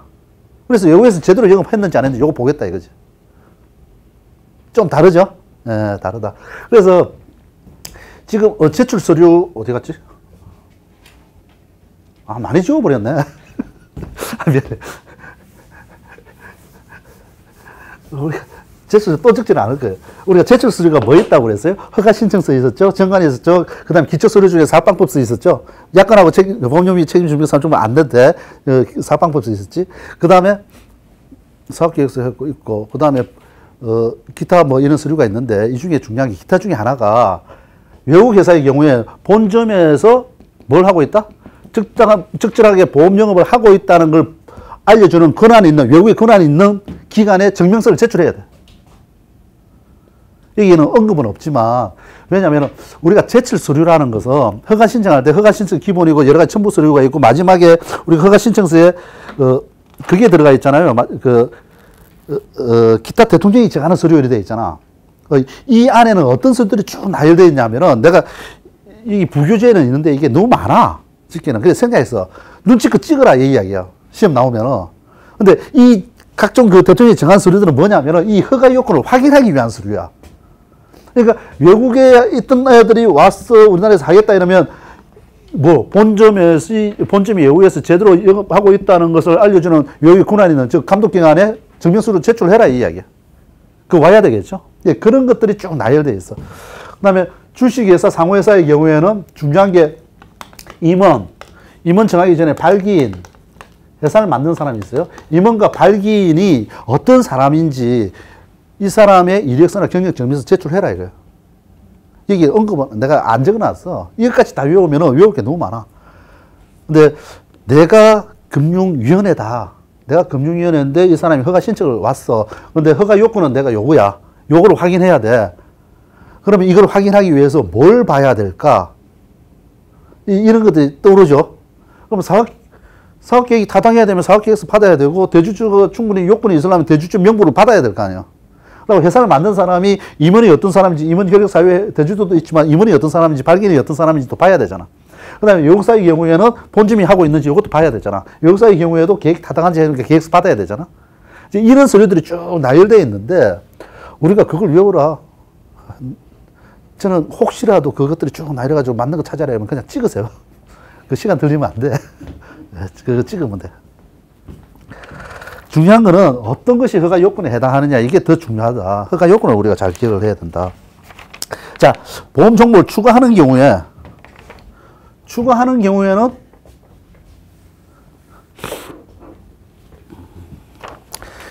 1, 2, 3번 똑같죠? 자본금, 인적, 물적, 사회, 그 다음에 계획, 타당 1, 2, 3번 똑같아. 4번 대주주 요건을 이게 처음에 보험회사를 만들어가지고 처음에 허가 받을 때는 대주주에 대해서 굉장히 타이트하게 봐요. 대주주가 과거 5년 동안에 벌금 있는지 없었는지 5년을 타이트하게 보고, 그 다음에 대주주라는 것도 최대주주와 최대주주의 특수관계인 그 다음에 주요주주를 다 봐. 근데 좀 운용을 하다가 하나 더 추가하잖아. 운용하다가 하나 더 추가하는 거니까 좀 봐줘. 그래서 요거보다 좀 완화된 거. 그러니까 대주주의 특수관계는 안 보고 최대주주만 본다든지, 5년치를 안 보고 3년치를 본다든지, 벌금이 이상이라 했을 때 5 이상 벌금만 본다든지, 이래서 좀 완화된 규정을 적용한다. 이 정도만 감 잡으면 되고, 이 완화된 규정이 뭐냐 이러면은, 이건 시행령이 별표로 엄청 많아. 그거 보지 마세요. 예. 네, 좀 완화된 규정을 본다. 그 다음에 대통령으로 정한 건전한 재무 상태와 사회적 신용이 있어야 된다. 요 사회적 신용 요것도 한번 그냥 참고만 하세요. 이런 내용이 있었다. 그러면 추가로 종목하는 거 허가해 준다. 네. 그럼 이제 보험사업 허가를 받았어요. 허가를 받았어. 그럼 허가 받은 걸로 끝이냐? 허가 받은 조건을 유지를 해야 된다는 거지. 제일 중요한 건 유지해야 되는 것 중에서 제일 중요한 게 어떤 유지? 요거 중에서 제일 중요한 게 인적 물적 이 시설을 유지를 해줘야 되죠. 그 유지를 해야 되는데, 이거 허가 받을 때 해놓고 그 다음에 전산시설을 없애버리고 이러면 안 되잖아. 그러니까 반드시 유지를 해라. 유지를 하는데, 이제 유지를 한다고 해가지고 그대로 하면, 그러니까 뭐 지금 예를 들어 전산 설비나 시설이 세계가 엄청 좋아졌는데, 전산 컴퓨터 장치가 굉장히 발전했는데 그냥 유지한다고 옛날 거 노화된 거 그대로 가지고 있으면 안 되는 거잖아요. 그래서 그런 보안 성능을 개선한다든지 뭐 이런 것들은 그대로 유지한 걸 봐준다. 그게 제일 밑에 있는 거예요. 전산 설비의 성능 향상이나 보안 체계 강화를 위해서 일부 변경한 거는 그대로 좋아지는 거니까 그대로 유지를 한 걸로 봐줘야 되겠지. 네. 그런데 여기서 이 유지를 안 해도 되는 경우가 있어요. 다음과 같은 경우에, 그러니까 보험계약자 이익 보유에 지장이 없고 경영 효율성 향상을 위해서 불가피한 경우로, 다음과 같은 경우에는 금융위 승인을 받은 경우에는 유지 안 해도 된다는 거지. 유지 안 해도 된다. 어떤 경우에 유지 안 해도 된다? 네 가지 조건이 있어요. 우리가 보험법 공부를 할 때, 보험법은 좀 쫀쫀한데, 시험이. 이 시험에 좀 재밌는 거는 항상 한 3가지에서 5가지 나열된 거. 이게 출제하기 제일 쉬워. 보험법 출제는 나도 모의고사는 이거 많이 내는데, 자, 요거를 우리가 부교재 있죠? 나눠드린 요걸 딱 옆에 띄워. 모니터 한쪽에 띄워. 한쪽 모니터에다 그걸 딱 보고 그대로 갖다 붙여. 그래서 1, 2, 3, 4번 딱 매겨. 위에 문제만 만들어. 그럼 한 문제 만들어지는 거예요. 이해되죠? 물론 하나 바꿔야지. 보험법 규정을 딱 보고 그대로 복사를 하는 거예요. 복사를 해가지고 특히 3개에서 4개. 3개는 좀 귀찮아. 왜? 하나를 만들어야 되니까. 보험법에 4개가 나열되어 있어. 그럼 그대로 복사를 해. 그리고 번호를 1, 2, 3, 4, 보기 1, 2, 3, 4를 만들어. 그리고 하나를 말을 살짝 바꿔. 그리고 다음 중 어쩌고 틀린 것을 찾으시오. 한마디 적어주면 한 문제가 만들어지는 거예요. 그 이야기는 뭐냐 하면은, 보험법을 쭉 보다가 3개에서 5개 정도 나열된 게 있다. 이거 내기 쉽네. 이렇게 생각하셔야 돼. 그래서, 요와 같이, 자, 이 금융위 승인을 받아가지고, 예외적으로 유지를 안 해도 되는 경우에 어떤 조건이 있냐? 개인정보 보호해야 되고, 민원 발생 우려가 없어야 되고, 보험 동기에 제때 산출해야 되고, 감독 검사물을 잘 수행할 수 있어야 된다. 한 4가지인데, 우리가 보험법은 이런 식으로 문제 내는 경우가 많잖아요. 그럼 여기 있는 내용을 그대로 곧이곧대로 다 외워야 되느냐? 필요 없어. 핵심적인 말만 잘 기억하면 돼. 그 중에 찍는 거니까. 근데 계약법은 하나하나의 의미를 많이 두는 과목이기 때문에 좀 문장을 읽더라도 전체를 신경을 써야 돼. 근데 어법은 이 문장 안에서 핵심적인 단어 있잖아요. 이것들만 딱 기억했다가 그거 있으면은 읽어보고 큰 문제 없으면 찍으면 돼. 내가 요거 할 때도 요건 자본 기금 이리 적잖아요. 인적 물적 이리 적잖아요. 이 내용 쭉 적어서 신경 쓸 거 없어. 그냥 인적 물적 시설 이렇게만 기억하면 되는 거예요. 계획 타당, 그 다음에 근전 이것만 기억하면 되고, 대주주, 이문 요건, 충분한 출장 능력, 이 키포인트 말만 딱 기억하고 그게 있냐 없냐 요것만 찾으면 돼요. 어법은 그렇게 공부하는 겁니다. 그래서 여기서도 마찬가지 개인정보, 민원, 통계, 검사. 개인정보 문제 없어야 되고요. 민원 발생 안 해야 되고요. 통계 제대로 산출해야 되고요. 감독 검사하는데 차질이 있으면 안 된다. 자, 그럼 예외적으로 이런 경우가 어떤 거냐. 보험회사가 전산 설비를 갖췄는데, 막 갖췄는데 허가 받았어. 허가 받았는데, 보니까 이 전산 설비를 예를 들어가지고, 제주도로 이전하고 싶은 거야. 통으로. 이전을 하는 거예요. 근데 그랬을 때 우리가 통계 자료 뽑는데도 문제 없고, 감독 검사하는데도 문제 없고, 그죠? 그 다음에 민원 발생도 안 할 거고, 개인정보 보호에도 문제가 없다. 그러면 승인만 받으면 오케이. 근데 이 사람 생각하다 보니까, 중국이 임금비도 싸는데 전산실을 전부 다 중국으로 옮겨? 자, 이래 되면 이제 헷갈리는 거야. 중국으로 옮기면은 이게 다른 조건은 충족한다 할 수 있죠. 보안 조건 가지면 개인정보도 될 거고, 뭐, 민원, 좀 멀지만 민원 대응하는 건 문제는 없을 거고, 통계 자료도 뭐 뽑으면 되는데, 감독 검사 인력이 중국까지 어떻게 가? 그래서 문제지. 그래서 승인을 안 해줄 것 같아. 6만 5천원짜리 이 땅을 1000몇 페이지짜리 책에는 요거의 예시로 적어 놓은 게 중국으로 전산시설 이전하는 경우가 요 케이스다 이렇게 적어 놨는데, 내가 보니까 그거 안 될 것 같아. 감독은 검사를 못 하는데 중국까지 어떻게 검사를 가? 그래서 책에는 예시로 전산 설비를 뭐 해외로 이전한다, 중국으로 이전한다 이렇게 적어놨는데 그거 안 된다. 내가 보니 검사 업무의 수행에 지장을 초래할 것 같다, 분명히. 그 다음에 또 하나가 우리가 이 전산 인적 물적 시설이 있는데 사실은 대주주 이 사람들 임원 결격 사유에 해당하면 안 되고 충분한 출자 능력이 있어야 된다 이 조건이 있었잖아요. 요 조건도 유지를 해야 맞는 거야. 그래야 출자 능력이 있다는 게 나중에 실제 돈이 없을 때 출자를 할 수 있어야 되잖아. 그래서 허가받을 때 대주주의 요건이 허가받은 이후에도 유지가 돼야 되는데, 가급보험법에 이게 있다가 2015년 어디로 옮겨갔다? 주주 관련된 거니까 이것도 지배구조법으로 옮겨갔다. 그래서 이 대주주도 허가받을 때 요건이 그대로 유지돼야 돼요. 다만 보험법에 이 말이 없어. 이 말은 어디 있다? 지배구조법이야. 그래서 이 대주주로부터 돈을 주고 이 회사를 산 사람 있잖아요. 새로 대주주 된 사람. 이 사람도 이 조건을 충족해야 돼. 이해되죠? 처음 허가 받을 때 이 사람뿐만 아니라 이 사람한테 돈 주고 회사를 산 사람도 보험법에 말이 없지만 유지 의무가 있기 때문에 지배구조법에 의해서 이 대주주처럼 그 요건을 가지고 있어야 되는 거예요. 임원 결격 사유에 해당하면 안 되고. 그래서 어떤 미성년자가 돈 좀 있다고 KDB 생명 자기가 사겠다? 안 된다 이거지. 안 된다. 임원 결격 사유에 해당하잖아. 파산해가 복권이 안 된 사람, 파산하고 복권하면 돈은 있겠다. 말고 자기가 금고 이상 살고 한 3년밖에 안 됐어. 근데 어떻게 돈을 생겨가지고 내가 보험회사 살게. 대주주 될래? 된다? 안 된다. 그 지배구조법에 의해서 안 된다는 거죠. 자, 이 정도 하고 이제 허가는 넘어가고요. 이제 상호 명칭 보겠습니다. 상호하고 명칭인데, 뭐 상호나 명칭이랑 똑같아요. 상인이 쓰는 거 상호라고 그러고 그냥 부르는 거 명칭이라고 그러니까. 근데 상호의 명칭이 어떤 조건이 있냐면은, 상호 또는 명칭의 상호는 왜 상호하고 명칭이란 말을 쓰느냐 하면은 사실상 똑같은데 이게 그 상호회사 때문에 그래.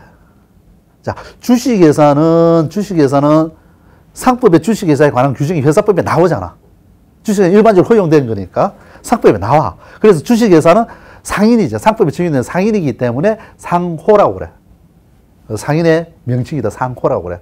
그런데 상호회사는 상법에 안 나와. 보험법밖에 안 나와. 그래서 상호회사의 이름을 상호라고 못하는 거야. 상인이 아니니까. 상법에 안 나오니까. 그래서 명칭 이렇게 쓰는 거야. 그래서 상호나 명칭은 똑같다. 그런데 왜 이중으로 쓰느냐? 상호회사 때문에 그렇다. 근데 중요한 건 그게 아니고 여기에 뭘 적어야 되느냐? 주로 경영하는 보험업 종류. 주로 경영하는 보험업 종류. 이게 자, 보험업 보다 보면 좀 헷갈리는 게, 여기서는 그 생명보험, 연금보험, 그 다음에 보험 종류 쭉 적어놓고 여기서는 보험 상품이라고 그랬잖아요. 여기 또 허가에서는 보험 종목이라고 그랬어. 여기는 보험업 종류라고 그래. 근데 그놈이 그놈이야. 말을 다르게 쓰는 거예요. 헷갈리게. 근데 이 상호 명칭에 옛날부터 이 조항이 있었어요. 보험 상품이나 말, 보험 종목이나 말이 들어가기 전부터 보험업법에 옛날부터 보험회사의 상호나 명칭에는 보험업 종류를 적어야 된다 이랬어요. 지금은 보험업 규정이 있으면서 보험 상품이라는 게 생명보험, 상해보험, 재산보험 나눠지고 그 구체적으로 이런 거다 이런 게 있었는데 옛날에 그런 게 하나도 없는 상황에서도 보험업 종류부로 적어라 이래 돼 있어. 그래서 옛날에 어떤 일이 있었냐면은 자꾸 옛날 이야기를 지금 KB 손해보험 알죠? KB손해보험. KB손해보험이 그 전에는 뭐였어요? LG손해보험이야. LG가 가지고 있다가 KB에 넘겼어. 주인이 바뀐 거죠. LG손해보험인데 LG손해보험이 그 전에 이름이 뭔지 아나요? 80년대. 굉장히 촌스러워.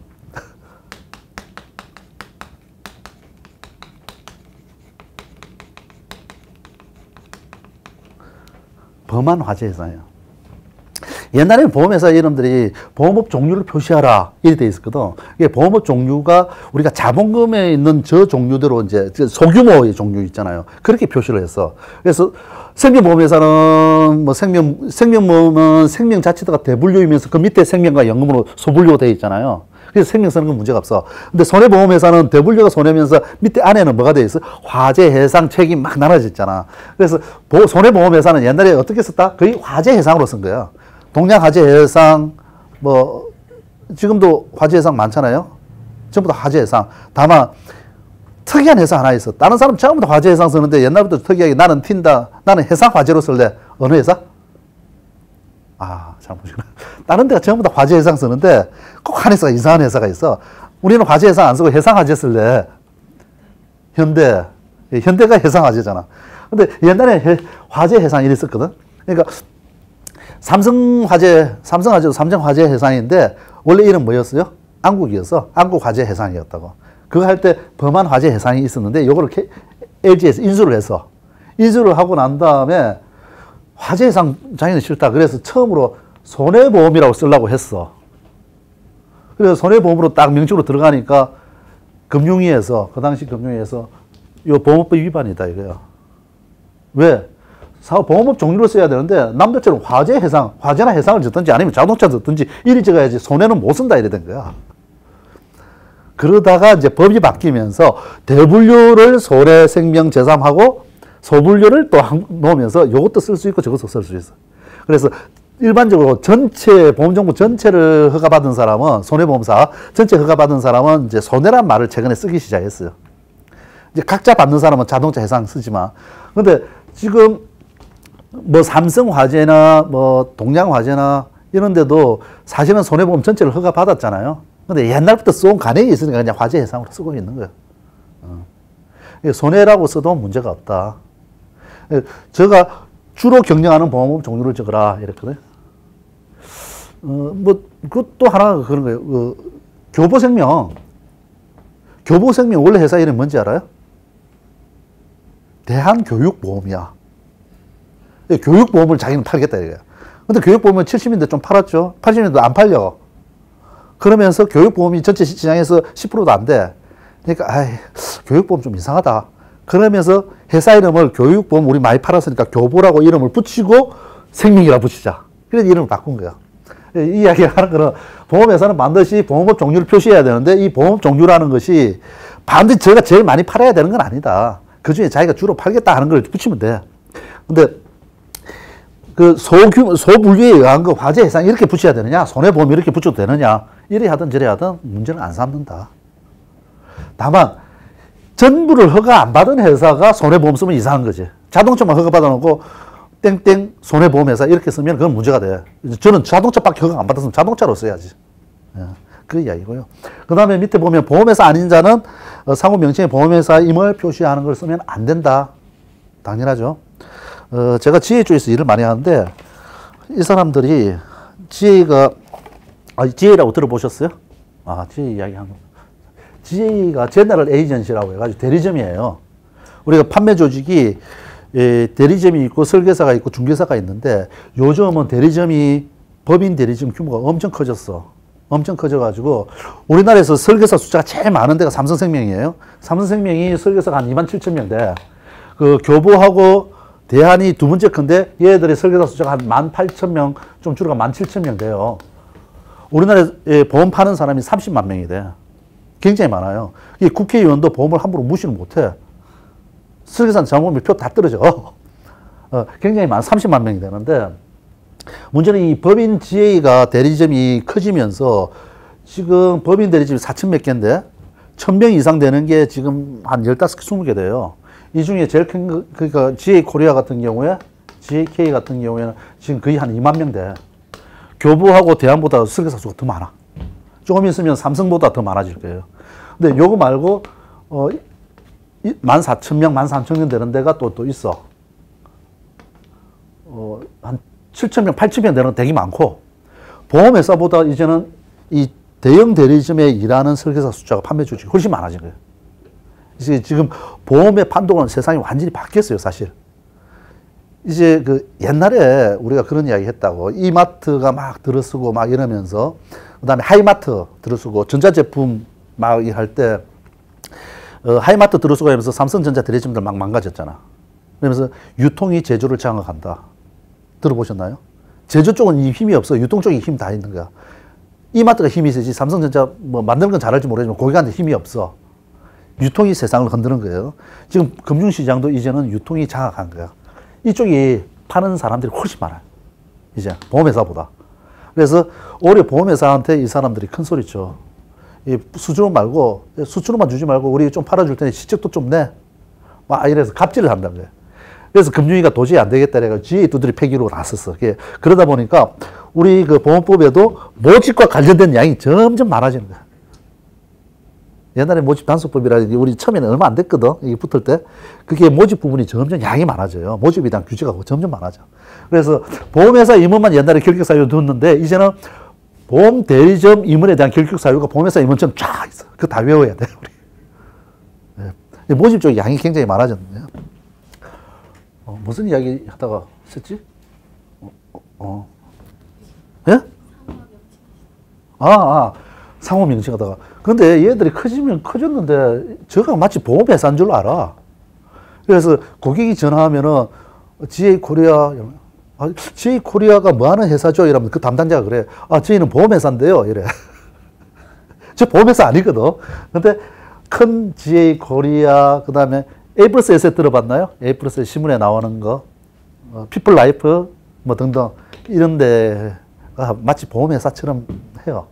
보험회사 아니야. 보험회사라는 말 쓰면 보험법 위반이야, 다. 예. 자, 자본금 기금 좀 보고 가겠습니다. 자, 자본금 기금은 허가 받을 때 반드시 내야 되는 거죠. 이게 보험 사업을 하면 자본금 기금을 안 내면은 보험 할 수가 없어. 이게 자본금 기금을 받아가지고 뭘 하는 데 쓰죠? 인적 물적 시설 갖추는 데 써야 되잖아. 그리고 남는 거는 초기에 계약자한테 보험금 줘야 될 때 그 재원으로 써야 되는 거죠. 그래서 사실 미국이나 일본에 비해서 우리나라 자본금 300억이라는 게 기본이 우리가 300억이잖아요. 이게 300억이라 돼 있잖아, 기본이. 300억이 좀 높은 편이야. 300억이 좀 높은. 미국 같은 경우는 우리나라 돈으로 하면 36억 정도밖에 안 되더라고. 10분의 1밖에 안 돼. 일본도 그렇고. 그만큼 또 보험회사 만들기도 쉬워. 근데 만들어 놓고 보험회사 엄청 많아요, 미국에는. 엄청 많은데, 미국, 2000년대인가? 태풍 한 번 딱 지나가니까 보험회사 7개가 문을 닫았어. 플로리다주에 7개 보험회사가 문을 닫았어. 보상을 하는데 망한 거야. 도산한 거야. 그러니까 미국 같은 데는 보험회사 만들기도 쉽고 무너지기도 금방 되고 막 그래요. 근데 자본금 규모가 작은데 우리나라는 그보다는 이제 계약자 보호라는 게 좀 중요하다는 측면에서 자본금을 한 300억까지 올려놨어요. 그래도 다른 금융기관에 비해서 또 높은 편은 아니야. 은행은 1,000억, 정권에서는 500억 넣고 해야 돼. 300억인데, 이게 전부 다 300억이냐? 아까 이야기했죠? 이게 전부 다 300억이 맥스인 거야. 300억이 최저야. 최저 연수도 맥스야. 그러니까, 말이 이상해. 말이 꼬이네. 300억을 이상 내면 돼. 근데 300억을 내면 다 할 수 있는 거야. 그러니까 손해보험 그 많은 종목을 한다 하더라도 300억만 내면 다 할 수 있는 거야. 근데 보험 종목별로는 우리 뭐 돼 있죠. 그러면 예를 들어 가지고 우리가 손해보험 회사가 화재보험 한다. 그 다음에 책임보험 한다. 이 두 가지를 하겠다 이러면 얼마 내야 되죠? 아까 했잖아. 얼마씩? 일종이잖아. 그럼 100이니까 200억 내야 되죠. 근데 여기서 해상보험을 하나 더 할래. 그러면 150이잖아. 그럼 이 회사는 얼마 내야 돼? 이 세 가지를 하려면? 자, 300을 넘어가면 얼마만 내면 된다? 300만 내면 된다. 자, 생명보험과 연금보험을 판다? 대주보험도 판다? 200, 200을 400은 내냐? 아니다. 300 넘어가는 300만 내면 돼. 더 내고 싶으면 더 내도 되는데, 최소는 300만 내면 된다, 이거죠. 이해됐죠? 최소 300만 내면 된다.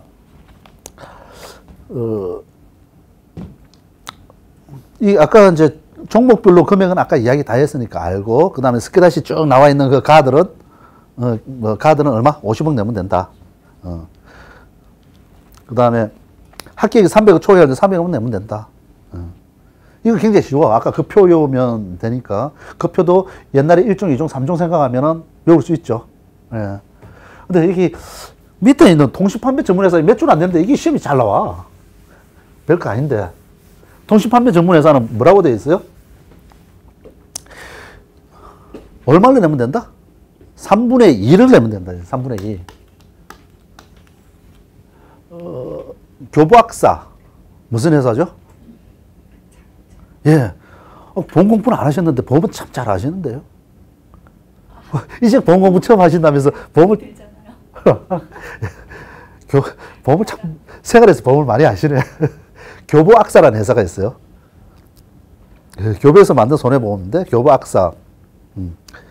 내가 아는 사람이 그 대표했는데, 개발에 있던, 하여튼, 내 친한 사람이, 하여튼, 그 이야기가 중요한 게 아니고, 교보학사는 뭐 하는 회사다? 자동차를 전문으로 하는 회사야. 자동차는 얼마? 딱 부르면 나오죠. 자동차는 몇 종? 2종, 아니 3종. 3종이니까 100, 150, 200, 200 딱 나오죠. 200, 그죠? 200. 200만 내면 돼. 물론 더 내고 싶으면 더 내도 돼. 자, 그런데 자동차를 만약에 악사가 설계사를 거의 안 하고 통신 판매로만 팔겠다. 그러면 얼마 내야 되죠? 계산 잘 안 되죠? 나도 계산 못 해.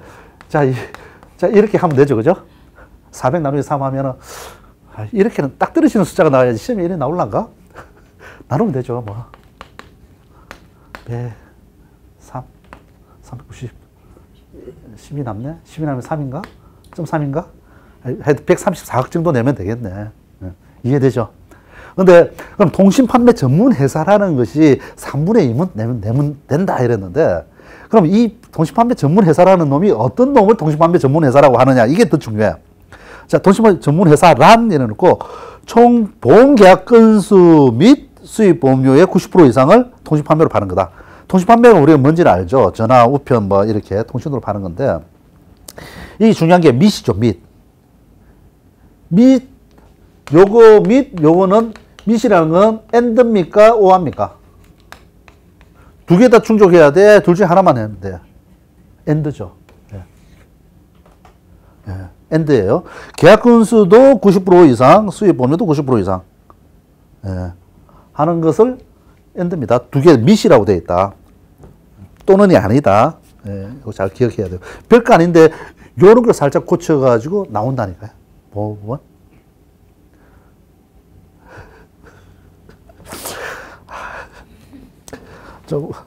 저도 의미 있는 강의를 좀 하고 싶어요. 근데 우리가 시험은 치야 되고, 문제는 쫀쫀하게 나오고, 어떻게. 내가 출제한 건 아니에요. 근데 나도 그렇게 출제 안 하고 싶은데, 수험생을 위해서 제가 문제를 출제할 때도, 원래 실제 출제하는 사람이 그렇게 내니까 나도 장난을 좀 칩니다. 미스를 오하러 또는 이렇게 표현하기도 하고 그래요. 그런 훈련을 할 수밖에 없어. 해야 돼. 그 다음에 이 밑에 보면은 이 판매 비율을 위반한 사람은 비율을 충족할 때까지 통신수단의 그 외의 방법을 할 수 없다. 즉, 일반 설계서 이용해서 팔면 안 된다. 이야기죠. 그러니까, 일반 설계서를 이용하는 건 10% 안쪽으로 가야 된다. 근데 말은 일이 됐는데, 실제 이거 잡아내기 힘들어요. 이거 10% 팔았는지 90% 팔았는지 이게 잘 안 잡혀. 하여튼, 잡히면 죽는다. 이 이야기고요. 그 다음에 넘어가서 영국 보험회사는 자보금이나 기금이란 말을 안 쓰고 뭘 쓴다? 영업기금이라고 쓴다. 그죠? 최소 납입 한도는 그냥 그 말이고, 영업기금이란 말을 쓰는데 이 금액은 얼마다? 30억. 그러면은 이제 문제 낼게요. 외국 보험에서 국내 지점이 우리나라에 왔어. 근데 얘는 통신 판매만 하겠대. 얼마나 해야 돼? 30억일까? 20억일까? 예, 20억이에요. 예. 예, 통신 판매는 무조건 딱 나온 거예요. 3분의 1 꺾어버리면 돼. 예. 영업기금을 자본금 또는 기금으로 본다 이랬으니까 그렇게 하면 된다. 겸용 부분을 조금 진도를 나오고 합시다. 좀 진도를 좀 빼야 돼. 우리가 겸용 이것도 중요한데,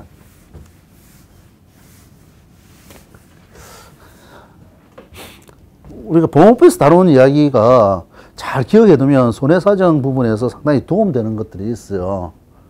이 보험업법은 보험업을 하는 사람, 보험회사가 하는 사람, 관련된 사람 하는 것들이 여러 가지 이제 문제가 생기거나 사회적 이슈가 되거나 막 이럴 때 그런 것들에 대해서 국회에 전달되고 아니면 금융에 전달되면서 거기에 대해서 어떤 방법을 찾는 사회적 논의 끝에 나온 결과물이거든요.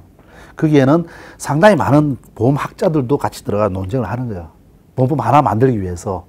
이게 간단하게 나왔지만 이 안에는 많은 갈등과 입장 차이가 있는 거예요. 이것들을 조율하는 과정인데, 그래서 보험법이 외국하고 조금 다른 경우도 있어요. 그 나라의 색깔이 있는 거예요. 그 나라에 보험에 종사하는 사람들 간의 타협의 결과물이기 때문에 조금 외국하고 비슷한 것도 있고 다른 것도 있어.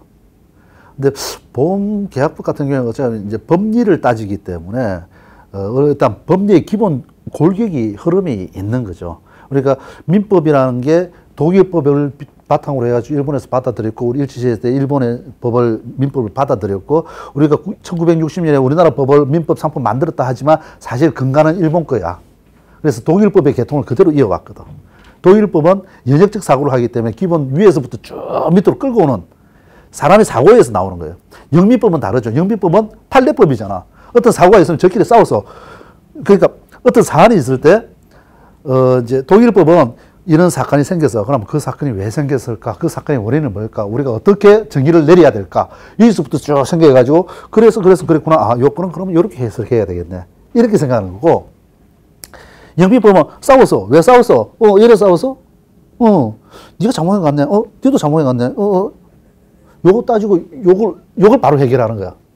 근데 이런 것들이 쌓이다 보니까 비슷한 유형들이 막 많아지죠. 그래서 판례법이 되고, 그거는 기납식 방법인 거야. 여러 가지를 모아갖고 만드는 기납식 방법이고, 독일법은 연역적 방법이거든. 우리나라는 독일법을 받아들이다 보니까 기본적으로 민법이니 우리 보험계약법도 마찬가지 위에서부터 쭉 연역적 사고를 해요. 논리적 일관성을 어느 정도 갖추고 있는 거야. 근데 보험업법은 약간 달라요. 현실을 싸우고 하고 저까지 타협하다 보니까 그때그때 부산물로 만들어진 거거든. 국제적으로 약간 보험업법의 그 제도는 좀 다르다. 근데 이 겸용 이야기하면서 그 이야기를 왜 하느냐면은, 이 생명보험하고 손해보험하고, 재산보험은 이 회색 지대니 가운데 낀 놈이니까 빼고, 생명보험하고 손해보험은 좀 달라. 이거를 한 회사가 두 개를 같이 했을 때 어떤 문제가 생기냐 하면은, 자, 생명보험은 기본적으로 다 꺼내요. 다수의 사람들이야. 많은 사람들로 풀을 만들죠. 그러면 이 사람들이 내는 보험료는 크다 작다? 소액이에요. 그리고 장기고, 사람이 죽어도 뭐 작아. 여기는 비행기 하나 생각하면 돼. 비행기 하나 딱 깨졌다. 그러면 이게 고액이에요. 그죠? 비행기 자체가 몇 층 갈 건데 그 죽어 있는 사람 한 사람당 사람 하나 죽으면 삐리삐리 한 사람도 한 3억 나와. 일실 소득해가지고 평생 그 남아있는 기까지 소득 계산해가지고 현가로 해가지고 주는 거잖아요. 우리 2차에서 그거 배워. 라이프니츠 호프만식이 막 배워요. 사람 하나 죽었을 때 어떻게 계산해가 준다 이런 거 배워야 돼. 그 다음에 차라리 죽으면 괜찮은데 이제 후유장애가 발생하면은 이 죽은 것보다 돈이 더 나가. 이 치료비가 들어가잖아요. 예. 후유장애 발생하면 10억까지 나올 수도 있어. 근데 이게 기본적으로 평소에 이 사람이 살아갈 때 얼마를 돈을 버느냐, 이 돈을 버는 뭐로 입증한다? 세금을 얼마나 했는가 가지고 기본적으로 객관적으로 입증을 하는 거야. 세금 낸 거 가지고 이 사람 지금 현재 얼마 버는데 앞으로 얼마 동안 살아 있을 거야. 그럼 그동안 얼마씩 벌어? 그걸 지금 현가로 계산해. 그러면 얼마야? 요걸 보상해야 돼. 비행기 하나 터지면 비행기도 값도 물어줘야 되지만 그 탄 사람도 생명값도 줘야 될 거 아니에요. 그래서 요거는 고액이에요. 근데 사고는 자주 있다 없다? 사고는 다건이 아니고 소건이야. 그죠? 건수가 얼마 안 많아. 근데 사람은 이 생명보험은 건수는 많아. 소액이야. 그런데 장기야. 그러다 보니까 요 두 개를 같이 해놓으니까 어떤 문제가 있었냐면 또박또박 만 원씩 2만 원씩 받아가지고 생명보험 이쪽 그룹은 이렇게 운영하는데 어느 날 갑자기 비행기 하나 딱 터지니까 이 회사 망했어. 생명보험 가입자가 돈 받을 길이 없네. 그렇잖아요. 같이 했다가는 손해보험에 한 건 사고 나면 이쪽만 손해보험 괜찮지만 이쪽 피해자까지도 보험회사가 망했으니까 피해를 볼 거 아니에요. 그 다음에 또 하나는 이쪽에서 잘못해가지고 이쪽 손해보는 건 그거예요. 같이 하는데 이 생명보험 쪽이 계산한 액추어리가 계리사가 띨띨해가지고 통계를 잘못 돌린 거야. 근데 이걸 한 번 받아놓으면 10년 동안 들어온 거야. 이게 누적해서 회사가 길손이 팍 나는 거야. 그러면 손해보험 쪽에서 리스크 관리 아무리 잘했다 하더라도 이거 10년, 20년 동안 손해보는 사업을 벌려놨으니까 이쪽이 피해를 입는 거죠. 회사 또 망하는 거야. 옛날에 무슨 삼성생명 뭐 있죠? 상품 하나 있죠? 예, 뭐 여성 무슨 보험 하여튼 엄청나게 손실 나갖고 임원들하고 직원들 다 잘리는 하여튼 상품 하나 계리사가 잘못 만들면 회사 완전히 개판되는 거예요. 이 통계적 수치를 잘못 돌려버리면. 삼성 그래서 한번 완전히 제 아는 사람도 그때 잘렸어요. 그래서 이 결론이 중요하지. 그래서 요놈하고 요놈은 색깔이 완전히 다른 사업이다, 보험이다. 그래서 한 회사가 두 개를 같이 했다가는 오히려 엄한 다른 사람도 피해를 본다 이거죠. 그래서 엄격하게 분리를 해. 분리해서. 그래서 생명보험회사는 손해보험을 겸용할 수 없고, 손해보험회사는 생명보험을 겸용할 수 없다. 예, 엄격하게 분리를 했어. 분리를 했는데, 여기서 이제 예외가 있죠. 항상 원칙은 대충 알겠어. 예외가 있는데, 예외가 뭐다? 첫 번째 나온 게 1. 생명보험의 재보험.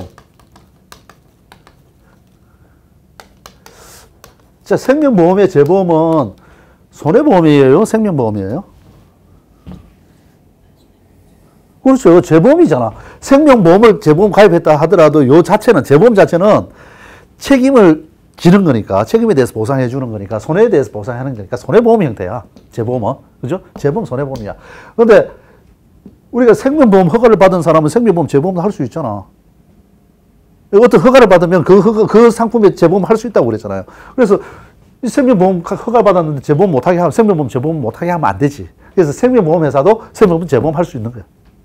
손해보험 회사는 당연히 재보험이니까 하는 거고. 그래서 이 두 개 다 할 수 있는 거고요. 재산보험의 재보험도 마찬가지. 양쪽 다 제3의 영역이 재산보험 할 수 있다고 그랬잖아요. 다 허가 받으면은. 그러면은 이 생보사도 재산보험 재보험이나 할 수도 있고, 손해보험에서 재산보험 재보험 할 수 있는 거죠. 네, 예, 있고요. 두 번째, 타 법령에 의해서 겸용이 가능한 거 되어 있습니다. 그 가능한 게 세 가지가 있죠. 연금저축이라는 게 있고, 퇴직연금이라는 게 있고, 퇴직보험이라는 게 있다.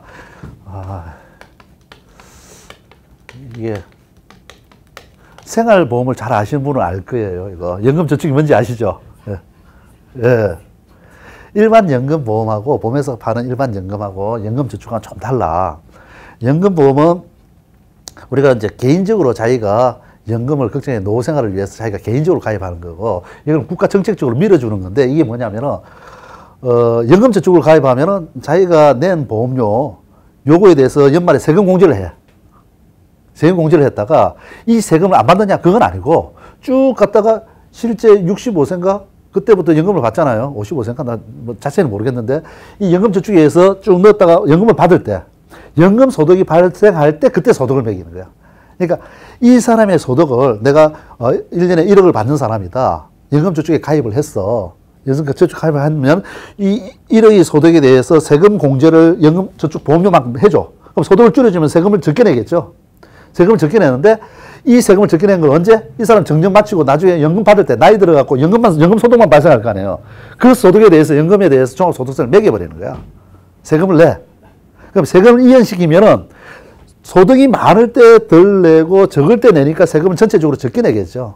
자, 이게 국가적으로 개인의 어떤 개인 보장 형태가, 개인을 보장하는 게 국가에서 하는 국민연금이 있고, 그 다음에 직장에서 해주는 퇴직연금이 있고, 퇴직금이 있고, 그 다음에 개인적으로 하는 국가에서 지원한 게 임금저축이 있어. 이게 임금저축이고, 요거 말고 일반 연금은 세제 혜택 없어요. 지가 연금 보험료 냈다 하더라도 보장성 보험 그 부분 말고는 없어. 이게 또 저축성이니까 공제가 안 돼. 일반 연금은 세금 공제가 안 된다고요. 그래서 이게 어디 있냐면은 연금저축은 어느 법에 의한 거다? 조세특례제한법에 있어. 조세특례제한법. 조세에 특별하게 법상, 세법상 혜택을 준 상품이다, 이거예요. 근데 이 혜택을 주면서 생부만 혜택 주냐, 요거 가지고도 싸운 게 뭐냐면, 생부가 엄청 컸다고 그랬잖아요. 1980년대 이후에 국민저축장려법에 의해 가지고 생부가 억수로 컸는데 손부는 찌그러져서 옛날에는 지가 더 컸는데, 그러니까 얘들이 자꾸 금융위 가가지고 우리도 뭐 팔게 해주세요 하다 보니까 요걸 팔 수 있게 해준 거야. 원래는 이것도 연금이니까 생보 영역이잖아. 손보사들 막 우는 소리 너무 했거든. 우리가 쟤들보다 훨씬 큰데 지금 쟤 20%도 안 되고 너무 작으니까 좀 키워주세요. 그래서 그럼 손보사 너도 팔아라. 그래가지고 이 조세특례 제한법에 생손보사 다 파는 이것도 다 겸직할 수 있도록 해놨다.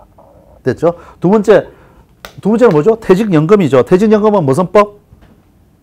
근로자 퇴직급여 보장법. 요거 건재보험 할 때, 우리가 2차 할 때 다루지 않나? 퇴직급여 보장법. 옛날에 근로자가 은퇴를 하면 퇴직을 하면은 퇴직금을 줬죠. 1년에 뭐 한 달치씩 모아갖고, 주소. 옛날에 좋은 회사는 한 달 플러스 좀 더 주죠. 1년 근무면 1인데, 2년 근무하면 2인데, 3년 근무면 4를 주고, 5년 근무면 7을 주고, 10년 근무면 15를 주고, 뭐 이런 회사, 좋은 회사도 있죠. 자기 받은 게 한 달치 곱하기 15일가 퇴직금 주잖아. 퇴직금 일시로 주다 보니까 사람들이 그거 가지고, 잘못했다가 말아먹기도 하고, 사실 뭐 여기서 이야기하기 그렇지. 우리 장인어른 퇴직금 우리 장모님이 러시아 펀드 투자해가지고 모라토리엄 선언하면서 다 날라갔는데, 하여튼, 그 퇴직금 일시불 받으면 안 돼. 우리 아버님은 그래도 영리하셔가지고 반은 일시불 받고 반은 연금으로 받아. 그래서 되는데, 장인어른은 러시아 쪽 펀드에 투자해가지고 다 날라갔어. 옛날에 러시아 망했을 때. 하여튼, 그러다 보니까 퇴직금이 문제가 있는 거야. 그래서 퇴직금을 이제 사내 싸움에서 퇴직보험이라는 걸 보험회사가 또 했어요. 퇴직보험이라는 걸 했다가, 그거를 좀 적극적으로 장려하자 이래가지고 근로자 퇴직급여 보장법 이래가지고 퇴직연금이라는 걸 만들었어. 퇴직연금이라는 거 이제는 연금으로 주는 거야. 연금으로 주는데, 뭐 이게 또 종류가 여러 가지가 있죠. DC하고 뭐 있죠. 컨트리뷰터하고, 그 다음에 DB형이 있고 DC형이 있고 뭐 그런 것 같은데, 이거는 연금으로 주는 거. 이걸 퇴직연금이라고 그러고, 이게 기본인데, 이 퇴직연금 이전에 퇴직보험이라는 게 있어서, 지금 근로자 퇴직급여 보장법에 퇴직연금이 있는데, 요것도 손보사들이 막 우니까 우리도 팔게 해주세요. 막 우니까 그래. 이 법에 너도 팔아라 이래가지고 양쪽 다 허용해 준 거야. 근데 이전에 이 퇴직보험이라는 게 있는데, 이게 법에는 퇴직급여 보장법 본문에 있는 게 아니고, 부칙에 옛날 거니까 부칙에 살짝 들어가 있어. 그래서 이 퇴직보험도 생손보 다 팔아요. 그래서 요것도, 그 다음에 세 번째 나온 거, 세 번째 있는 게 그거죠. 아까 이야기한 거 그거. 재산보험인데 질병 사망을 부가특약으로 붙인 거. 그죠? 질병보험인데 사망을 부가특약으로 붙인 거. 요거는, 실제 질병 사망이니까, 질병은 재산보험이지만 사망특약은 생보잖아.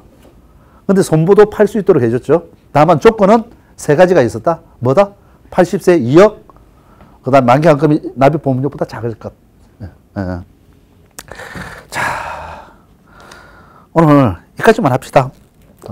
첫날이라서 조금, 제가 앞단에 좀 설레발이를 많이 쳤는데, 뒷단에 가면 속도가 점점 빨라져요.